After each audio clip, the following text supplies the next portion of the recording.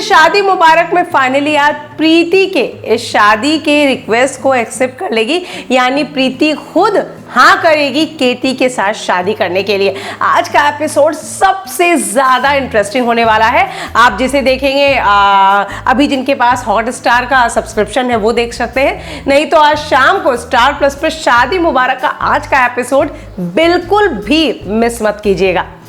आज के एपिसोड में आप देखेंगे कि यहाँ पर चूंकि नंदिनी पूरा ड्रामा कर रही है, वो यहाँ पर केटी के साथ शादी करना चाहती है और बहुत रिक्वेस्ट करती है, लेकिन केटी यहाँ पर नंदिनी की बात नहीं मानता। उसे पता है कि नंदिनी कितनी चालाक है, उसे अपने अलावा सभी बेवकूफ़ लगते हैं और उसे लगता है कि वो हर किसी को बेवकूफ़ बना सकती है। ये बात केटी यहाँ कहते हैं। केटी यहाँ पर कुछ और बोले इससे पहले कुसुम भी कह देती है कि सोच समझ के डिसीजन लीजिएगा। सबसे बड़ी बात यह है कि यहाँ इस शादी पर रति और तरुण भी पहुंच जाते हैं, यानी कि प्रीति का बेटा और उसकी पत्नी, जो हमेशा ही प्रीति को नीचा दिखाने का एक मौका नहीं छोड़ते। वो दोनों भी यहाँ पहुंच जाते हैं क्योंकि रति को लगता है यहाँ कुछ न कुछ मसाला ज़रूर है, उसके कुछ मीडिया फ्रेंड ने बताया है।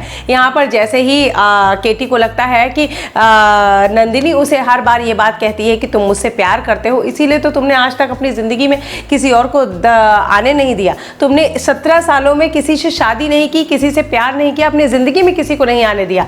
ऐसे में केटी सिंदूर उठाता है। पहले तो सबको लगता है कि नंदिनी की मांग भरेगा, लेकिन वो यहाँ पर प्रीति की मांग भरता है और सबके सामने कहता है कि मैं प्रीति जी से बेइंतहा प्यार करता हूँ, उनके साथ अपनी जिंदगी बिताना चाहता हूँ और मैं चाहता हूँ कि यही मेरी लाइफ पार्टनर बने। इस बात से किसी को खुशी हो ना हो, कुसुम को बहुत खुशी होती है।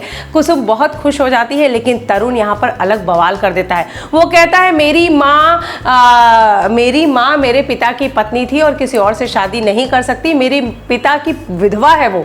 ये सारी बातें करता है और कहता है ऐसे शादी नहीं होती। अपनी माँ को खींच के ले जाता है और कहता है ये सिंदूर धुल लो, ऐसे शादी नहीं होती, कोई मंत्र नहीं हुए और इस तरह मैं तुम्हारी शादी होने नहीं दूंगा।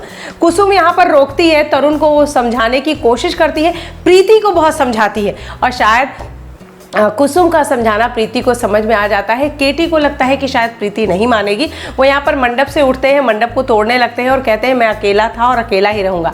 ऐसे में प्रीति आती है और केटी का हाथ थामती है, शादी के लिए तैयार हो जाती है और आने वाले एपिसोड में आप देखेंगे कि फाइनली हमारी केटी और प्रीति की शादी हो जाएगी, यानी शादी मुबारक जो पार्टनरशिप थी वो फाइनली कंप्लीट हो जाएगी।